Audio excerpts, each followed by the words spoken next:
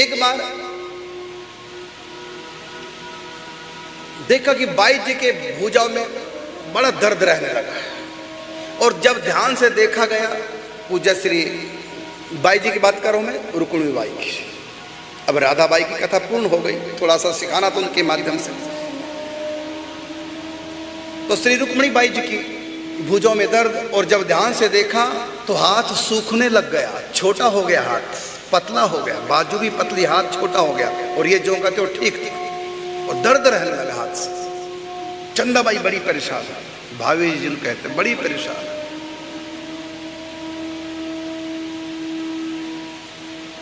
फिर ladies doctor को बुलाया, जेंट्स डॉक्टर तो आ ही नहीं सकता था, छू ही नहीं सकता, लेडीज डॉक्टर को बुलाया तो बताया ये सूखा रोग लगा, रोग भयानक है, पूरा सिर सूख हो जाएगा, ये मृत्यु का कारण भी बन सकता है, ये पूरे शरीर को सूखा डालेगा रोग।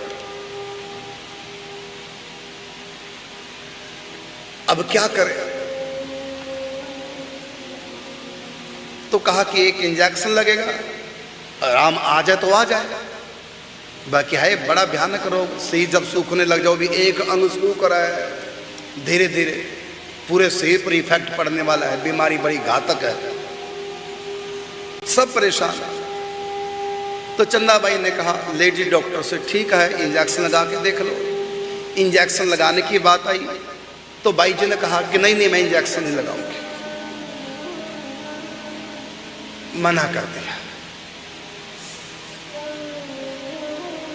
तो थोड़ा कैसे भी करके जबरदस्ती, यद्यपि बाई जी मानी नहीं थी, लेकिन इंजेक्शन लगवा दिया। जब इंजेक्शन लगाया बाई जी को भुजा में, तो गांठ बन गई, वही गांठ धीरे धीरे बड़ी हो गई, 6 इंच गोला बन गया गांठ का, गांठ पकने लगी, अंदर मवाद पड़ गए, दर्द चस चस चस चस दर्द, प्राणांतक पीड़ा,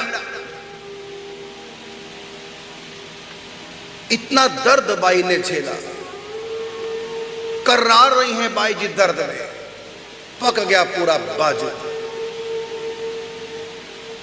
उस दर्द में कर्राते हुए भी कहते हैं मेरे श्री कृष्ण जो करते हैं ठीक करते हैं, भले के लिए करते हैं, उनकी करनी मुझको प्रिय है, उनका विधान कभी भी किसी का अमंगल नहीं कर सकता। रोग के रूप में भी मेरे श्री कृष्ण आए हैं, इधर दर्द से कर्रार रही है, और साथ में भगवान का धन्यवाद है प्रभु आपका स्वागत।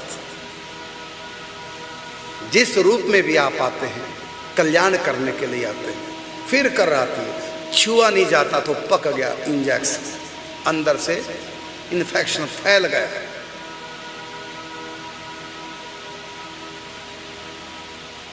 बाई जी का कर रहना चंदाबाई जी से देखने गया। चंदाबाई ने कहा बाई जी मुझसे बहुत बड़ा अपराध हो गया, आपने के मना करने पर भी मैंने इंजेक्शन आपको लगवा दिया,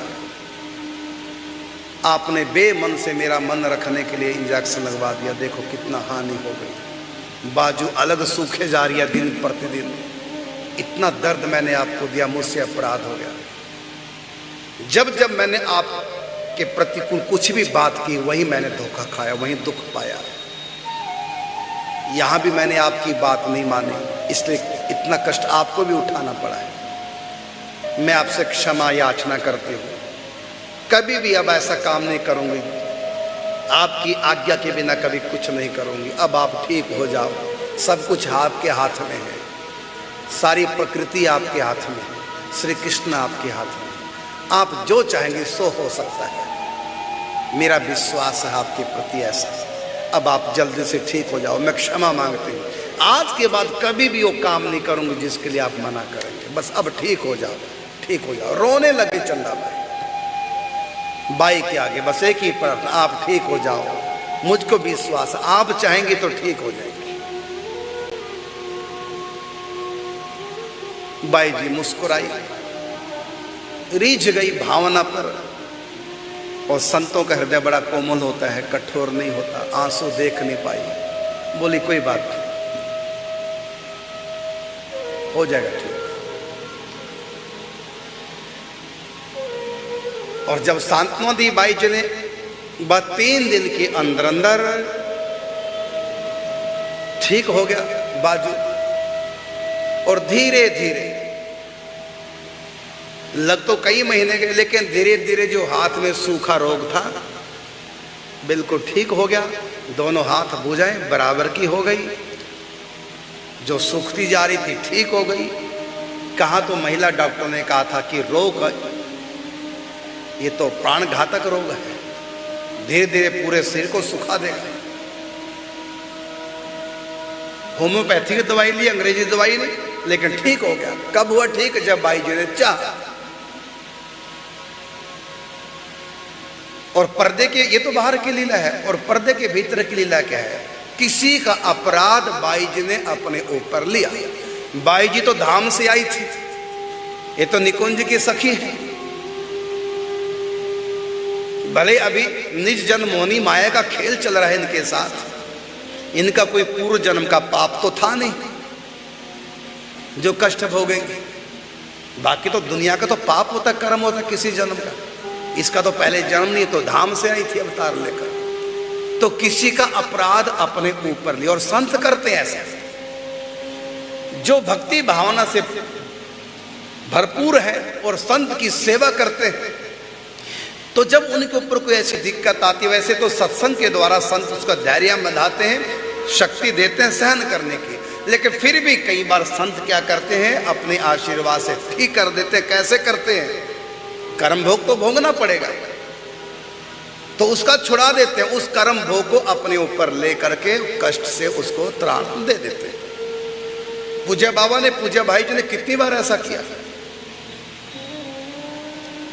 6 महीने तक बाई जी तड़फे, कई डॉक्टर बदले, कई हॉस्पिटल बदले, अजमेर में भी कई ऑपरेशन हुए, दर्द के मारे कर्राते थे भाई जी।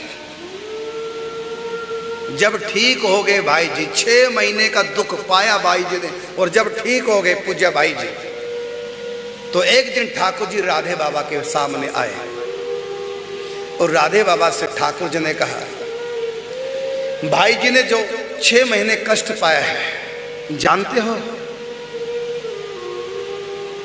इसके पीछे का रहस्य? बाबा ने कहा नहीं।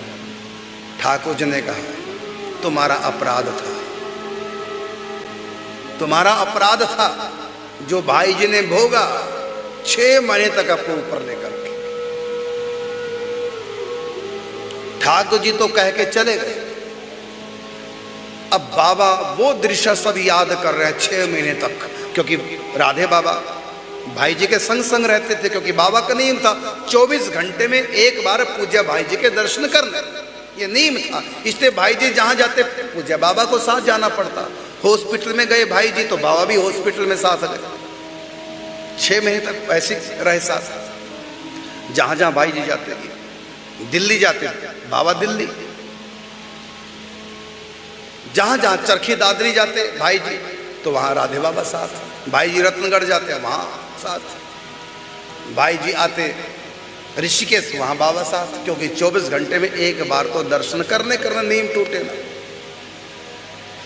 तो पूज्य बाबा ठाकुर जी के जाने के बाद वही दृश्य बार बार देखे कि इतना दर्द भाई जी ने सहा, इतने भाई जी कर रहे थे, करवट बदलने में भाई जी को दर्द होता था, सोच के समय भाई जी को दर्द होता था, ब्लड तक निकलता था सोच में। और मेरे लिए दर्द इतना 6 महीने तक सहा, और मुझको खबर तक नहीं लगने दी। मेरा दुख अपने ऊपर। आजकल तो कोई किसी के लिए थोड़ा भी कर दे तो 10 बार बोलेगा मैंने ये किया, मैंने वो किया, लेकिन भाई जी गुप्त रूप से मेरे दर्द को सह रहे थे। बेचैन हो गए बाबा, और भाई जी की उस दयालुता को, कृपालुता को देख करके भाई जी के पास पहुंच गए। भाई जी कल्याण के प्रूफ चेक कर रहे थे, अपना प्रेस का, गीता प्रेस का काम कर रहे थे। चुपचाप आए राधे बाबा, भाई जी के सामने बैठ गए। भाई जी भी सोचा कि बेसमय आए, इस समय तो नहीं आते थे, चल कोई बात नहीं। देखा भाई जी अपने काम में लगे हैं। भाई जी ने ऊपर दृष्टि उठाई, बिजी थे काम में। कहो कैसे इस समय, कह करके और फिर अपने काम में लग गए। बाबा ने कहा कि आपने जो इतना कष्ट झेला 6 महीने तक, बीच में थोड़ा थोड़ा कभी कभी आराम आता तो लगातार इतना कष्ट आपने झेला, किसका दर्द आपने अपने ऊपर लिया, किसका कष्ट आपने अपने ऊपर लिया? भाई जी अपना प्रूफ चेक करते करते बोले, किसका क्या? जिसने किया वो भोगता है, कर्मों का विधान है, जैसी करनी वैसा फल, आज नहीं तो निश्चय कल। कर्मों के अनुसार सुख दुख आते हैं सबके जीवन में, जैसा कर्म होता है उसके अनुसार सुख दुख आते हैं। इसमें क्या पूछना, कर्म है, भोग नहीं। सुन करके पूज्य श्री राधा बाबा बोले, ये सब मुझको ज्ञान है, व्यक्ति कर्मों का फल भोगता है, लेकिन मैं तो ये पूछ रहा हूं, ये आप मेरे प्रश्न का उत्तर नहीं जो आपने दिया, मेरे प्रश्न का उत्तर है किसका पाप आपने भोगा है? भाई जी बोले किसका? कैसी बातें करते हो, आपको इतना भी ज्ञान नहीं। कर्मों का फल सबको भोगना पड़ता, हमने भोग लिया।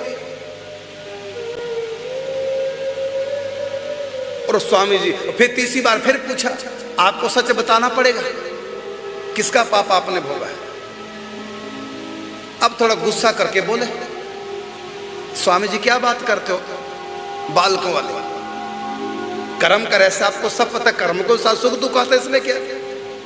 दुगुना गुस्सा बाबा ने कर दिया भाई के आगे, और सीधा बोले, ये संपादक पाना मेरे ऊपर नहीं चलेगा, आप गीता प्रेस के संपादक होंगे, ये मेरे ऊपर नहीं चलेगा संपादक पाना, आपको बताना पड़ेगा, और जब तक नहीं बताएंगे मैं उठने वाला नहीं। मेरे पास प्रमाण है, इस पूरे ब्रह्मांड में कोई मेरी बात को झूठ नहीं कर सकता, और आपकी चिकनी चुपड़ी बातों में मैं आने वाला नहीं, आपको बताना पड़ेगा किसका पाप लिया है। अब भाई जी समझ गए इसका मतलब, और बाबा ने कहा मेरे पास प्रमाण है, मेरे को पूरा ब्रह्मांड में कोई झूठ ला नहीं सकता, आपको बताना पड़ेगा किसका पाप। भाई जी समझ गए किसका मतलब, ठाकुर जी कान में कह गए, ये तो बात मैंने किसी को बताई नहीं थी, और बाबा को कैसे लगा पता। अंत में भाई जी ने कलम कागज रखा, बाबा तो सामने बैठे थे, बाबा के दोनों कंधे पकड़े बड़े प्यार से, जैसे दोस्त के दोनों कंधे पकड़ के बस इतना ही उत्तर दिया, आप में हम में कोई भेद है क्या? इसका अर्थ समझ गए ना? भाई जी ने कहा था कि मेरे कर्म मैंने भोगे, तो इतना परस्पर दोनों एक थे भीतर से कि आपने मुझ में आप में कोई अंतर है क्या? अर्थात आपका जो पाप है, अपराध कर्म की कोई भी जो मैंने भोगा है वो मेरा ही कर्म था, आपका कर्म मेरा ही कर्म। सोचो दोनों, क्योंकि दोनों सखियां हैं भीतर से, या तो कह दो राधा कृष्णिया, कह दो दोनों कृष्णिया, कह दो दोनों सखियां, तो वहां तो एक है सब, वहां तो द्वैत है ही नहीं इसका, वहां तो तन भले सबके अलग अलग है, मन सबका एक है, एक ही मन से सब कर्म करते हैं, सब खेल करते हैं, दो है ही नहीं।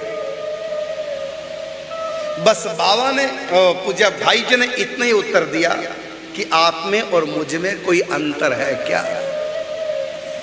तो पहले जो भाई जी ने कहा था कि जो कर्म करता सो भोगता है, और बाबा क्या कह रहे थे, नहीं कर्म मैंने किया, भोग आप रहे, आप इस समय छुपा रहे हैं। लेकिन इतने से मैं सब प्रश्नों का उत्तर दे दिया, आप में और मुझ में कोई अंतर है क्या? बस मिल गया समाधान। और ये दोनों महापुरुष भीतर से भाव राज्य में कितने एक है, ये भी परिचय समाज को दिया। चुपचाप उठ करके अपने कमरे में आ गए। तो ऐसे महापुरुष दूसरों के अपराध को अपने ऊपर ले लेते हैं। और ऐसी एक बार की बात बाबा की, बाबा त्रिपुर महासुंदरी की आराधना कर रहे थे भगवान श्री कृष्ण के कहने पर, भगवान शिव को गुरु बना करके, और स्नान कर रहे थे, फिसल के गिर के कुएं पे, गले की हड्डी जो होती है हंसली की हड्डी टूट गई, मर्मांतक वेदना। हॉस्पिटल के बाबा जाते नहीं थे, क्योंकि बाउंड्री से बाहर गीता वाटिका की बाबा नहीं जाया करते, समाधि को छोड़ के नहीं जाते। तो वहीं पर डॉक्टर बुलाया, उपचार हुआ, जैसी भी ठीक हो गया। बाद में लगा पता ये हड्डी टूटी क्यों, बाबा की फिसल के गिरे क्यों, ये लीला क्या हुई। दरअसल एक बाबा का निज परिकर भगवत धाम में जाना था, लेकिन कोई एक अपराध उनका सामने आ गया। दोबारा जन्म होना है, दोबारा से जन्म होना है। भले भगवत धाम जाने का पूरा साधन बन गया, खूब भक्ति की, लेकिन एक अपराध ने उनको दोबारा जन्म लेने के लिए मजबूर कर दिया। लेकिन बाबा कहते हैं नहीं, अभी जाना है, जन्म नहीं होगा। इधर बाबा स्नान कर रहे हैं और इधर अंदर की लीला चल रही है। बाबा अंदर कह रहे नहीं, जन्म नहीं होगा। फिर बाबा के पास समाचार आया सूक्ष्म जगत के द्वारा, अपराध भोगना पड़ेगा। बाबा ने कहा मैं भोग लूंगा, इनका जन्म नहीं होने दूंगा, ये भक्त मेरे शरणागत है। अंत में उनको भेज दिया गोलोक धाम, और जो ही गोलोक धाम गए, बाबा ने पाप ले लिया अपने ऊपर, तुरंत फिसल गए, गिरे, गले की हड्डी टूट गई, चूर हो गया भीतर से। तो संत दूसरे के अपराध को, इसलिए संतों के पास शरणागत जो लोग हैं उनको भी अपराधों से बचना चाहिए। जो संतों के शरणागत हैं, खासकर जो पास रहते हैं, उनको भी अपराधों से बचना चाहिए, नहीं तो संकट गुरु के ऊपर आ जाता है, क्योंकि जिम्मेदारी गुरु की है। जैसे बच्चे के ऊपर जब कोई गलत काम कर दिया, बच्चे ने, पुलिस आ गई पकड़ के ले गई, तो ये बच्चे के ऊपर ही संकट नहीं आया, ये संकट माँ बाप के ऊपर भी आता है। छुड़ा के वही लाएंगे, पैसा उन्हीं का माँ बाप का खर्च होगा, परेशान माँ बाप, वो तो जेल में पड़ा है बेटा। संकट माँ बाप के ऊपर ही, माँ परेशान, माँ बाप भी होंगे। इसी प्रकार शिष्य का अपराध गुरु के ऊपर भी भारी पड़ता है। इसलिए मैं अक्सर दीक्षा नहीं देता, क्योंकि कोई दीक्षा छोड़ दे तो वो अपराध गुरु पर भी पड़ता है। इसलिए हम दीक्षा एकदम नहीं देते। पहले खूब भजन करो, खूब सत्संग सुनो, 16 माला करो, 8 माला करो, 32 माला करो, खूब भजन करो, महीना, 6 महीना, साल, फिर देखेंगे नीम टूटा नहीं, हाँ पक्का अभी। जब हम देखते हैं कि नीम नहीं तोड़ता, साल से लगातार नाम जप कर रहे हैं, फिर साल बाद, 2 साल बाद, कईयों को तो 6-6 साल बाद हम दीक्षा देते हैं। पहले खूब भजन करो, नहीं तो गुरु के ऊपर भारी पड़ता है कि पक्का किए बिना कैसे दीक्षा दे दी। दीक्षा कोई साधारण बात है। सेवा भी हम सबको नहीं देते, मंच पे कह देंगे, सार्वजनिक कह देंगे सेवा करो चरणों की, श्री जी के, ठाकुर जी, क्या सेवा करनी, सार्वजनिक रूप से कह देंगे। एक वो सलाह के रूप में होता है, एक राय के रूप में, आज्ञा के रूप में नहीं। क्योंकि आज्ञा हमने किसी को दी और किसी दिन अगर नियम तोड़ दिया तो शिकायत गुरु के पास आती है, विघ्न गुरु की भक्ति में पड़ता है, डांट गुरु को पड़ती है, गलती शिष्य करता है। इसलिए हम किसी को आदेश नहीं देते, सेवा जब देते हैं बस राय देते हैं, इच्छा हो करो, इच्छा हो मत करो। लेकिन जब ऑर्डर से देंगे ये अमुक निकुंज में इतने बजकर इतने मिनट पर पहुंचना है समय पर और सेवा करनी है, यदि शिष्य नहीं पहुंच पाता तो गुरु के ऊपर वो दोष जाता है, जो शिष्य को समझाए बिना निकुंज की सेवा दी। इसे राय दी जाती है, बस सार्वजनिक रूप से बता देते हैं, और जो साधक पकड़ लेता है फिर कृपा व्यक्तिगत भी बरसती है। तो संतों के ऊपर जो कष्ट आते हैं अधिकतर उनके शिष्यों के पाप होते हैं। किन शिष्यों के? सब के नहीं, जो विशेष शरणागत होते हैं, जिनका उद्धार करना है। शरणागत तो होता है, सेवा भाव में होता है, लेकिन स्वभाववश गलती करते हैं। और ये गुरु की सबसे बड़ी यही सेवा, क्या? आज्ञा सम न सुसाहिब सेवा।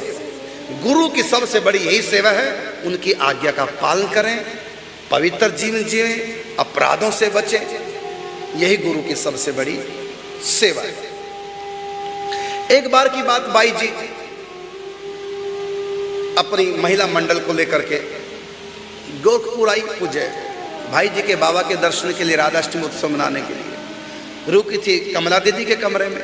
आज भी हैं कमला दीदी जी, वहीं पर मुन्नी दीदी रुकी है। तो एक दिन बाई जी बोली कमल दीदी से कि मुझको लकवा मारने वाला है, मुझको लकवा मारने वाला है। कमल दीदी बोली शुभ शुभ बोलो, क्या बोल रही हो? कई बार जो बोलते हो पूरा हो जाता है, मुख में सरस्वती बैठी होती है, कई बार जो बोलते हैं वही हो जाता है।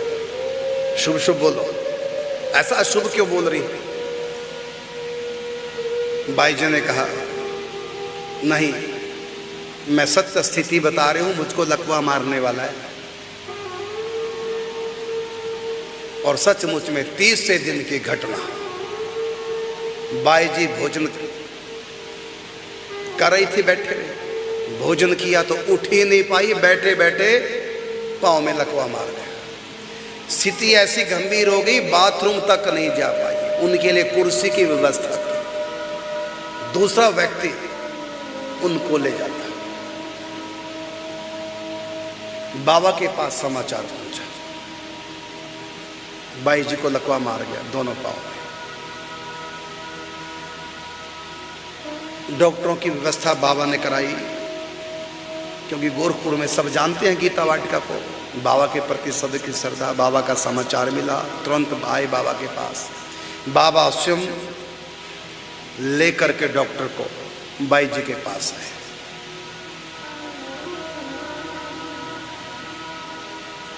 क्या ट्रीटमेंट किया जाए? और बाई की स्थिति ऐसी गंभीर, खड़ी नहीं हो सकती थी,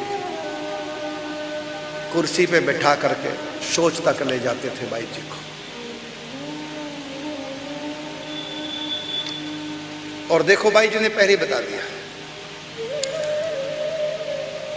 अब उनका ट्रीटमेंट जो जो डॉक्टर ने बताया, तो बाबा ने कहा नहीं, ये ट्रीटमेंट नहीं हो सकता, क्योंकि ये ट्रीटमेंट बाई जी के इस नियम को तोड़ देगा। बाई जी नियम को नहीं तोड़ेंगे, बाई जी के कुछ नियम है, उन नियमों को ध्यान में रख करके कोई उपचार बता।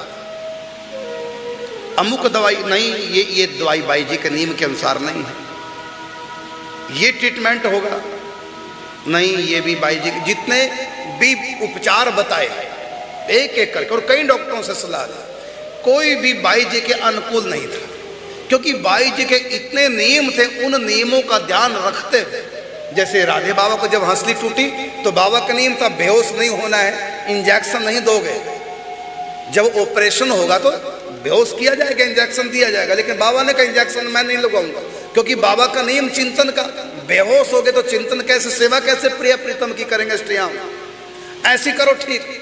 देखो बिना इंजेक्शन लगाए ऐसे बाबा बैठ गए, डॉक्टर ने ऐसी ट्रीटमेंट किया, भले कितना भी दर्द था, और दर्द महसूस नहीं हुआ। क्यों? बाबा दूसरे लोक में चले गए। जब पूरा काम हो गया वापिस आ गए भावराज्य से। ये नहीं कि सिर छोड़ के कहीं गए, भीतर सब कुछ। नहीं तो बिना सुन्न होने का इंजेक्शन लगाए, बिना बेहोश किए ट्रीटमेंट नहीं हो सकता। और जब प्लास्टर बांधना था, बाबा ने फिर मना कर, मेरे नियम के अनुसार सफेद रंग का प्लास्टर नहीं हो सकता, क्योंकि मैं सन्यासी हूं, गैरिक वस्त्र पहनता हूं, भगवा वेश, इसलिए मैं सफेद रंग का ये नहीं लगा सकता। और हॉस्पिटल नहीं जा सकता, भाई जी की समाधि को छोड़कर बाहर नहीं जा सकता। तो ऐसे ऐसे संतों के नियम है। हमारे ठाकुरदास बाबा का नियम, व्रत से बाहर नहीं जाना। और जब उनको चोट लगी, बेहोश हो गए, तो बेहोशी में उनको मथुरा ले गए, ऑक्सीजन लगी थी। जब उनको होश आई, पूछा मैं कहाँ हूं, तो कहाँ मथुरा। तुरंत ऑक्सीजन की नाली पकड़ के फेंक दी, मुझको वापस ब्रज में ले जाओ, क्योंकि मथुरा ब्रज से अलग है, आती ब्रज बाउंड्री के अंदर ही, लेकिन ब्रज से बाहर मानी गई। ऑक्सीजन निकाल दी, मर जाओ तो मर जाओ, कुछ मुझको ब्रज में ले जाओ, मैं यहां नहीं रहूंगा। फिर ब्रज में लाए, लेकिन बच गए। कुछ हुआ नहीं, 2 सालों के बाद फिर शरीर छूटा, ठीक हो गए थे। ऐसी कन्हैया बाबा जिनकी चर्चा मैंने कल की, जो एक वृक्ष सखी बन करके रास में नृत्य किया, बाबा ने दर्शन किए कन्हैया बाबा ने, और पंडित जी को बताया। तो वही कन्हैया बाबा एक बार हमारी गाड़ी में गोवर्धन से रासला देखने गए, तो बस स्टैंड से मथुरा की तरफ जाने लगे, तो कन्हैया बाबा ने कहा रोको गाड़ी, मथुरा की तरफ से वृंदावन ही जाना। क्यों? क्योंकि उस समय हमें जानकारी नहीं थी। कहता हमारा नियम है ब्रज की सीमा से बाहर नहीं जाना, मथुरा ब्रज से बाहर है। फिर हम राधा कुंड होते टीकरा होते हुए गाड़ी हमारी तब गई, रासलीला देखने हम लोग गए थे, सब संत संतम थे, तो उसमें कन्हैया बाबा भी थे। और जब वापिस आए तो इधर से आए घूम करके। तो संतों के अपने अपने नियम हैं, उन नियमों के अनुसार ही उनका ट्रीटमेंट भी होता है, नियमों को ध्यान में रख करके। हमारे प्रथम गुरु अंग्रेजी दवाई नहीं खाते थे, वो कभी ब्रश नहीं करते थे, मिट्टी से मंजन करते थे, ब्रजरज से मंजन कर देते थे, मिट्टी के पेड़े रखते थे, कभी दवाई का इस्तेमाल नहीं किया। एक बार सिर्फ उन्होंने अंग्रेजी दवाई ली, वो भी कैसे, हमने दी, दीदी सामने थी, दीदी भी मेरे साथ थी उस समय। हमने स्वामी जी को वो ग्लूकोज चढ़ाया था कि स्वामी जी आपको कमजोरी बहुत आ रही है, दवाई नहीं है पानी है जिससे कमजोरी ना आए। स्वामी जी ने कहा बेटा आज तक मैंने कभी अंग्रेजी ट्रीटमेंट नहीं लिया। कभी स्वामी जी को बुखार हो जाता टूंटी के नीचे बैठ जाते, टूंटी चालू कर देते, कभी अंग्रेजी दवाई नहीं। तो हमने ग्लूकोज दिया लेकिन दवाई नहीं खाई स्वामी जी ने। तो संतों के अपने अपने नियम होते हैं, नियमों को ध्यान में रखकर ट्रीटमेंट होता है। तो डॉक्टर ने बाई जी के लकवे के जितने भी ट्रीटमेंट दिए, कोई भी ट्रीटमेंट बाई जी के नियमों को के अनुकूल नहीं थी। 6 दिन बीत गए, कोई उपचार प्रारंभ ही नहीं हुआ। बाई जी के नियम जो दान करके थे वो नियम अड़े आ जाते थे। और एक आप लोग देखो, डॉक्टर ने कह दिया ताकत आ जाएगी, अंडे खा लो। फिर पूछते महाराज बीमारी में तो कोई बात नहीं, अंडे खा ले, डॉक्टर ने कहा है। ये हाल है तुम भक्तों के। और यहां देखो लकवा मार गया, अंग्रेजी इलाज नहीं करवाना मेरा नियम है, नहीं कराया। 6 दिन बीत गए, कितने डॉक्टर बदले, बाबा से सलाह करते, बाबा उनसे सलाह करते, बताते। 6 दिन बीत गए, ट्रीटमेंट प्रारंभ ही नहीं।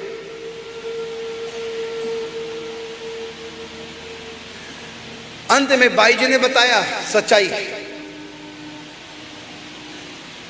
कि देखो बाबा चिंता कर रहे हैं मेरी, डॉक्टर से सलाह कर रहे हैं, लेके मेरे पास आते हैं बाबा पूज्य श्री राधा बाबा। ये तो सब बाहर के खेल है, सच्चाई तो ये है, ये जो रोग मेरे को आया ये सूक्ष्म जगत की बात है, ये कहने सुनने के लिए, और ये चला जाएगा। मेरा ट्रीटमेंट होगा, उपचार होगा, लेकिन बाबा कराएंगे अंतर जगत से। मतलब किसका कर्म कैसे भुगताना, कैसे कम करना, ये सब बाबा का सिस्टम भीतर चल रहा है। और ये तो बाहर का खेल है बाबा का। बाबा जो चिंता कर रहे हैं, कभी किसी डॉक्टर से सलाह कर रहे हैं, ये सब बाहर के खेल है, प्रकृति के। भीतर से बाबा का ट्रीटमेंट चल रहा है, सूक्ष्म जगत मेरा इलाज कर रहा है, कर्मों का खेल चल रहा है, कहाँ कहाँ कर्म बांटने, कितना भुगतान करना, कितना क्षमा करना, और कैसे बाई को जल्दी ठीक करना, ये सब चल रहे परमार्थ। ये सब ट्रीटमेंट मेरा हो रहा है भीतर से। और आप सुनकर हैरान होंगे, एक दिन बाई बोली, वर्तमान में बाई जी की स्थिति क्या, उठा करके बाथरूम तक ले जाते हैं, थोड़ा दूरी जाना पड़े कुर्सी पे बैठाते हैं, ये स्थिति है वर्तमान की। खड़े होने की कौन कहे, बाई जी बैठ नहीं सकती थी, ऐसा लकवा मारा। अचानक बाई जी बोली कमला दीदी जी से, आज 12 बजे मेरा उपचार पूरा हो जाएगा, मैं ठीक हो जाऊंगी। बताइए ऐसा कोई होता लकवा में कि ठीक 12 बजे एकदम ठीक? कहते आज 12 बजे सूक्ष्म जगत से मेरा उपचार पूर्ण हो जाएगा, आज मैं ठीक 12 बजे बिल्कुल ठीक हो जाऊंगी। अब सब इंतजार कर रहे हैं, जग रहे हैं, 12 बजे घड़ी में बाई जी ठीक होंगी 12 बजे। और जो ही 12 बजे बाई जी बैठी थी, उठ करके खड़ी हो गई, आराम से चलने लगी, अपने अभी बाथरूम भी चली गई। सब देखे हैरान, ये क्या चक्कर है? लकवा मारने से पहले ही बता दिया कमल दीदी जी को कि मुझको लकवा मारने वाला है, और ठीक होने से पहले बता दिया आज रात्रि 12 बजे ठीक हो जाऊंगी, सूक्ष्म जगत से मेरा उपचार चल रहा है। यह है देखो खेल। संतों की महिमा, संतों की लीला कोई जान नहीं पाता।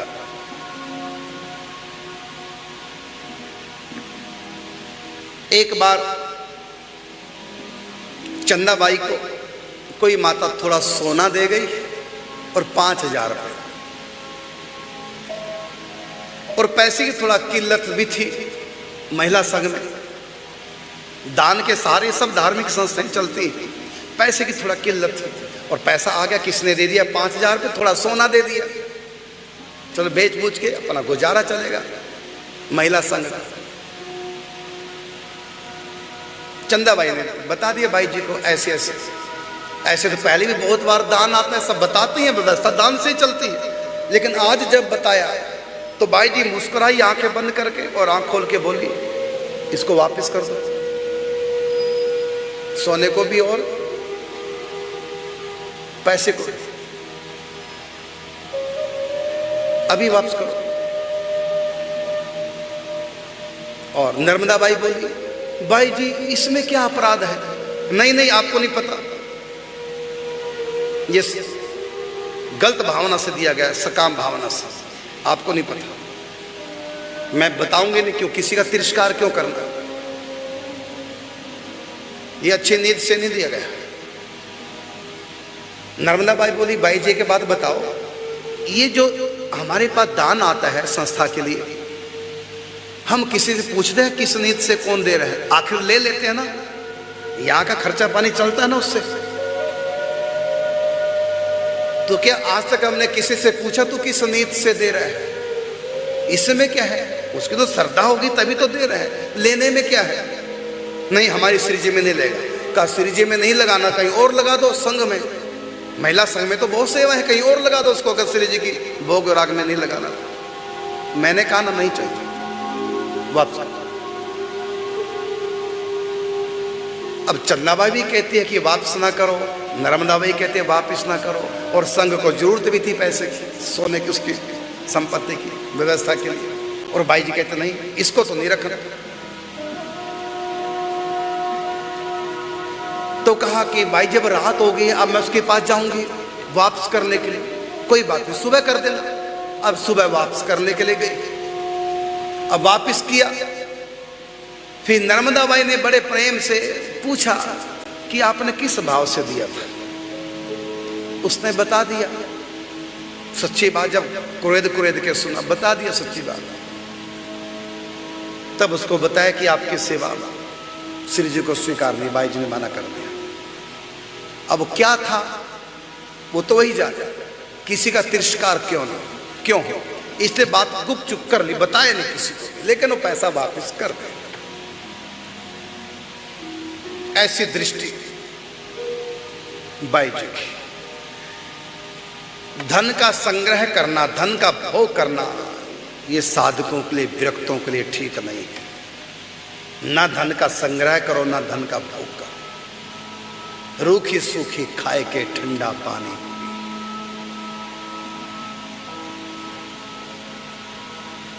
ये नहीं कि धन हमारे पास आ गया हम भोग में लगाए, नहीं, किसी को आवश्यकता दे दो, उसको संग्रह थोड़ा बहुत रख सकते हैं, धूपबत्ती अगरबत्ती, क्योंकि संतों को भी पैसा चाहिए जो सेवा करते हैं ठाकुर जी की।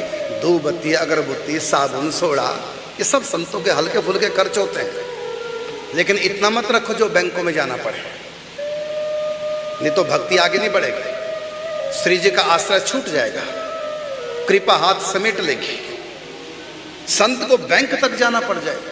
नहीं, थोड़ा बहुत रखो, कभी गिरिराजी जाना है, कभी तीर्थ में जाना है, कभी कुंभ में स्नान करने जाना, किराया भाड़ा 2-4 हजार रखने में कोई दोष नहीं। दवाई बूटी लेनी पड़ जाए, साबुन सोडा खरीदना पड़ जाए, धूपबत्ती अगरबत्ती, ठाकुर जी का श्रृंगार, इसलिए वैष्णव को थोड़ा बहुत तो रखना चाहिए ठाकुर जी की सेवा के लिए, रास्ता कर रहा खर्च कर रहा। लेकिन संतों को इतना किसी को नहीं रखना चाहिए जो बैंक में जाना पड़ जाए। बैंक में जाते ही लोक भक्ति लोक हो जाएगी, पैसा नहीं बल्कि भक्ति लोक हो जाएगी, भगवान का आश्रय का द्वार बंद हो जाएगा, भगवान की कृपा बिल्कुल हट जाएगी। धन का आश्रय नहीं, भगवान का आश्रय। और जो थोड़ा बहुत 1000, 2000, 4000 पैसे हैं, वो भी लक्ष्मी माँ का स्वरूप है। उनको भोग के लिए नहीं कि मिठाई खरीद के खा लिए, गोलगप्पे खा लिए, आनंद किया, ना, ठाकुर जी की सेवा के लिए, कहीं जाना हो किराए के लिए खर्च कर लिया, कभी खाज खुजली हो जाए ट्यूब खरीद ली, इस ढंग से अपना रखो, भोग के लिए नहीं, उपयोग के लिए, सदुपयोग के लिए। तो बाई जी ने लौटा दिया 5,000 रुपया। सकाम भी कोई क्यों ना हो, यदि वो श्रद्धा से दे रहे तो कोई दोष नहीं है, लेकिन भोगना नहीं, सदुपयोग करना है। यदि कोई गलत नियत से दे रहा तब तो बिल्कुल नहीं। बाई जी ने वापिस कर दे, जबकि संघ को आवश्यकता थी तब भी वापिस लौटा दिए। तो हम इन सब बातों का ध्यान रखें। बाई जी अपने जीवन से हम सबको शिक्षा दे रही हैं, और बाई जी के जीवन से आप कितनी शिक्षा ले रहे हैं तो आप जाने, लेकिन मैं तो बहुत सीख रहा हूं, बहुत कुछ सीख रहा हूं।